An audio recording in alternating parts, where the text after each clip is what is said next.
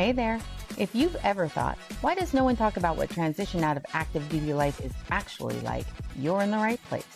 This is the podcast for military spouses where we talk about all of it, the uncertainty, the opportunities, the decisions no one prepares you for. Real stories, practical strategies, honest conversations. Welcome to MilSpouse Transition Conversations. I'm a Gallup certified Clifton Strengths coach. I'm passionate about supporting military spouses and your host, Anna Larson. Let's get into it. Today, we're kicking off our series with Kate Horrell, whose new book, College Finances for Military Families, helps bring clarity to educational cost chaos. We're starting with what matters the most, finding a school that's a right financial fit for your family, and then knowing your financial big picture.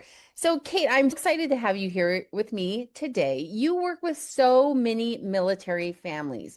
What do you see as the biggest misunderstanding about the real cost of college? Ooh, that's a good one. I think most families have absolutely no idea what college costs in the 2020s. Most of us, if we went to college at all, we went to college maybe in the 80s, the 90s, maybe even the 2000s. But the cost of college has increased so much. And so if you are starting with the idea that college is relatively as expensive as it was when you went to school, you're probably starting off from like a bad financial foundation. When I went to school, I worked full time and I was able to pay for school myself. But if my kids had worked full time in college, maybe they could have made it, but it would have been so much more difficult for them. So you talk a lot about like finding the right financial fit or the best financial fit. What does that mean in practice? What factors should families be thinking about and weighing? And when it comes to that financial fit that goes beyond just what is the tuition cost? The two areas that I see families, including my own family, maybe not being very realistic is one about the ancillary costs of going to college. When one of my daughters went to school, I said, okay, this is great. You're going to school about 1,000 miles away, so you're not going to be able to come home for Thanksgiving. We've all tried to go visit family for Thanksgiving. We all know what those tickets look like, right? They're always 3 times more expensive than any other time of the year. And she said, okay, I'll be fine. And after the first Thanksgiving, she said, please, can we find a way for me to come home for Thanksgiving in the future? Which was really sweet and very lovely. And of course, I wanted to make that happen. But that was $1,000 a year that was not in my budget. The other thing that I see happening is that families get very focused on, if we can just figure out how to pay for this first year, the rest of it will work itself out. And I would argue that exactly the opposite is true. If you're struggling to figure out how to pay for the first year, you are really going to be struggling to figure out how to pay for years 3 and 4. And is that because at that point, you know what the actual costs are? So now the actual costs per year for food, housing, tuition, books, travel back to and from home, gas prices for the child, their insurance costs, all of those things that maybe you're not thinking about when you first send your little freshman off to their first year. The two reasons I see that this is a problem is a lot of families stretch themselves to get through the first year, which means there aren't extra financial resources to fill back in. The other reason is because there are a lot of smaller scholarships available, particularly to military kids, that are only available to freshmen. For example, a lot of spouses clubs will offer scholarships, and maybe on your base, maybe almost every kid gets a little something from the spouses club, but they only give them to freshmen. And if your child got $3,000 scholarships their freshman year, but they're freshman only scholarships, you need to have the capacity to fill in that $3,000 sophomore, junior, senior years. Yeah, that makes sense. And that's not even something that I had on my radar.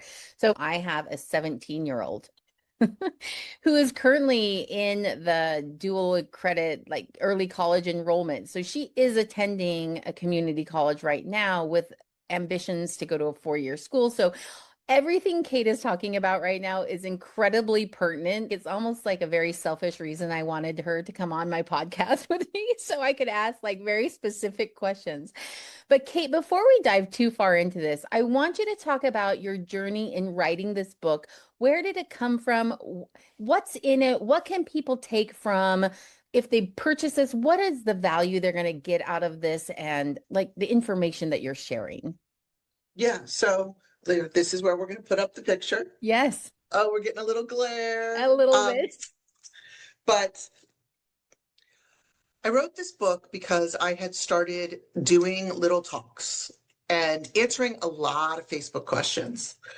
And I wrote a few blog articles on this topic because I put 4 kids through college. And military education benefits were one of the ways that we paid for those kids to go to college. And so I obviously, because this is what I do for a living, right? First of all, I really dug in and tried to learn all of the things. But second of all, I wanted to share it with other people. And particularly after I would talk to people in person, or maybe I'd done a webinar, I've done quite a few of those on this subject.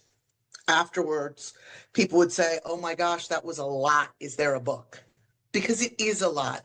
If I tell you everything that's in the book in 45 minutes, you are going to retain a limited amount of that information. And so I finally said, you know what, I guess I really do need to put this in book form so that you can read it at your own pace. You could digest it. You can go back and reference again. I will say that the book does not answer every question out there because a lot of these questions are, it depends.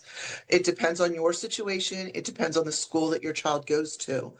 But I've given you all the tools to know who to talk to, know what it depends on, know where to go look for those answers, and to understand the answers when they're given to you. So when you go to, say, the school certifying official and ask them a question about your benefits, you know what the answer means because they're not just telling you some muckety muck junk that doesn't make any sense to you.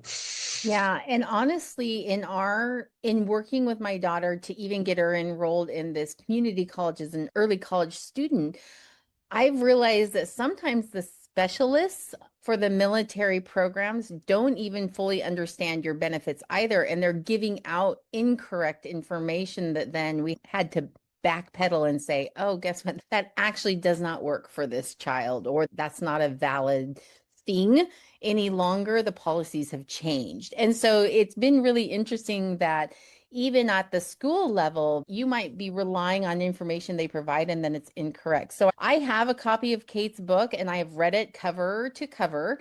And it is a fantastic, exactly what you said, Kate, fantastic resource for giving you the plan, helping put the plan in place and know where to go for questions and for the answers, but also knowing the right questions to ask for your family and your situation, your finances, your student, because also everybody's college journey is a little bit different. You may have just made me realize that I've given totally the wrong answer to the first question you asked me, which was what mistakes, what misunderstandings.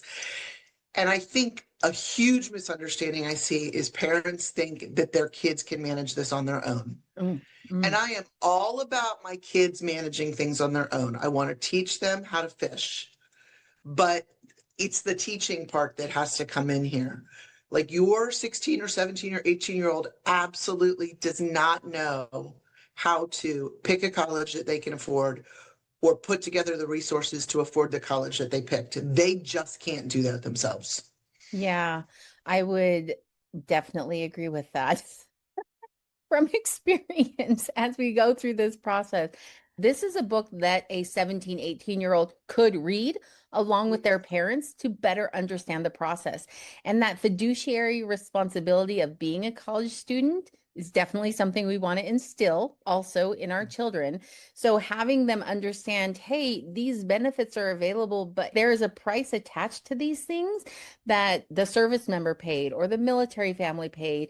And also then that equals the child taking responsibility for doing a good job in college, being serious about what they're doing and the funds they're expending from their family resources, and that whole bigger picture of, does my child actually get what this means to send them away to college? I think that is, for many families, it's a super useful tool to share with them. This is a family project. you have siblings who also want to go to college. Maybe dad wants to go get a master's degree or whatever the case may be. And we're all in this boat together. And these are the resources we have. And I think you've noticed in the book, right? I look at this as a family planning project, not an individual planning project. But keeping that perspective in mind, like you said, I think makes kids maybe a little bit more, they have a little bit more buy-in when they know that they're being responsible to the other people in the family, not just themselves. Okay, you're known as the GI Bill expert. I don't know if anyone's ever officially given you that title, but I'm giving it to you right here, right now. The GI I know Bill a few expert. people are way smarter than I am, but I'll take it. Okay. Yeah. I do know that you are one of the first resources I hear people throw out when it comes to understanding the GI Bill and the benefits. So before families even touch the GI Bill, what are those first steps that they should take to understand the total financial picture when it comes to starting off a college adventure? So the first step is to really consider who wants an education, what that education might look like, and then what resources does your family collectively have that they can put together to help everybody accomplish those goals. Like I mentioned, a lot of families discount the parents and they think, oh, we're not going to use the GI Bill for the parents, we're going to save it for our kids, which may make perfect sense in your situation. But let's say dad is a nurse and getting a master's in nursing could increase their salary. I'm just going to make up a number because I'm not a nurse, $30,000 a year. And your kid is 6, that extra $30,000 a year over the rest of that nurse's career could end up being way more than the value that their child might someday get out of the GI Bill. Also, using it for a master's degree in nursing is probably not going to use the whole GI Bill. So you'll probably still have GI Bill left for another person. So that's part of the equation. And then really being realistic. This is hard, especially for parents who maybe don't feel that they saved or have the resources that they would want to give their child. We had 4 kids in college at the same time. I could not give those kids the resources that I would have liked to have. I just couldn't. But everybody benefits if you're very transparent about this is how much money we have to give towards this. And we're all going to work together as a team to fill in the gaps. But that transparency is really important because if you don't know where you're starting, you can't build a good plan. Just like anything else in your finances. It's not just college, but it seems to be an area that I think is harder because now you're talking to your kids. It's not just 2 spouses trying to negotiate something and having to be honest with each other, but now you're having to really share your economic reality with somebody who maybe you're not ready to share your economic reality with. That makes sense. At what point would you bring your child into that financial conversation? Is it from the very beginning, like they're like, hi, I'm a sophomore, and now it's time to start exploring schools, and then you saying, here's the reality of our family finances.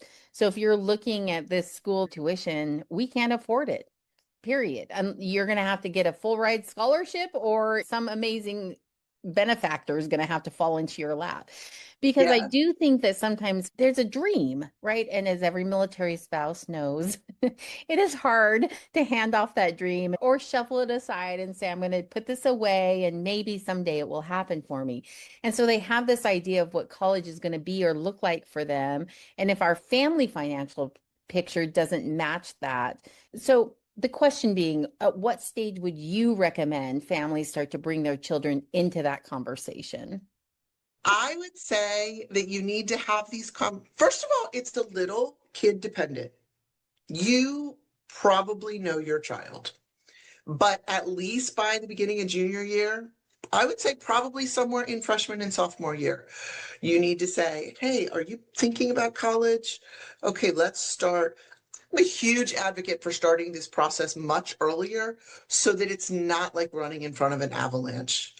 Like sophomore year, maybe even freshman year on spring break, you happen to be driving through someplace that has a college and you just drive through the campus. Hey, 2 of my kids went to a school that the only reason that they even knew it existed was because we had put a kid on an airplane and we didn't want to leave the area until the airplane took off. I think most parents can relate to that. I didn't want to leave Orlando until my 15-year-old's plane had taken off. Yeah. So we just drove through this college campus to kill some time. And half of my children went to college there. That's amazing. Yeah, do it gradually, but the same thing with the money. Hey, I want to make sure you understand college is expensive at a level that you honestly can't really comprehend. As a 15-year-old, you can't. So I'm going to have to help you with that. And part of helping you with that is that mom and dad have limited resources. You are going to have to make some tough decisions about where you want to go to school based upon, and then you throw out whatever your family's factors are. My kids were very blessed to be pretty academically competitive. Just, I'm not even taking credit for that. So I said, let's see what you get for merit aid. For some kids, you might say, let's see if they offer in-state tuition for military kids.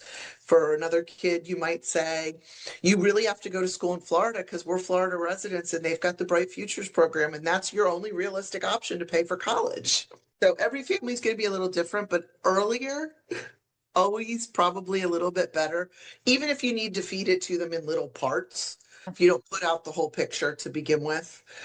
I love the suggestions that you gave, even just the driving through a college campus and talking about what it looks like to live in an apartment off campus vice in an apartment on campus, but also getting them excited as part of that process of, hey, yes, college is expensive and maybe a little scary for parents to be sending their kids off. We want to build that excitement of becoming independent and starting to stand on their own 2 feet and learning all of those things of their own. Is your book appropriate for families with children that don't want a traditional 4-year college, but are looking at more like technical schools or certificate programs and things like that? Would you recommend that your book is a good resource for that avenue as well? There's definitely content in there that's going to be helpful. The real focus of the book is more for people who are going to go to a traditional sort of 2 or 4-year college or university. But I absolutely talk about the ways that particularly the post 9/11 GI Bill can be used for things like flight training. It can be used for apprenticeships. Maybe your kid could get a housing allowance while they did an apprenticeship. Is that the best use of the GI Bill for your family? Maybe not. I don't know what all your other variables are, but at least to know what might be out there. And in particular, hopefully my book will point you in the right direction. There's a lot for the parent and the student to know before they even get started. So true. Okay, Kate, thank you so much for this introduction to what your book is and what it talks about, and some really great advice for military families that are looking at college in the next few years, or even right now, or this coming fall. Who knows? Our next conversation is really going to focus heavily on the GI Bill itself, and we're going to jump into that in the next series. Thanks for being here for MilSpouse Transition Conversation. If this episode resonated, share it with someone in your circle. For more resources and support, head to milspousetransition.com and join the email list.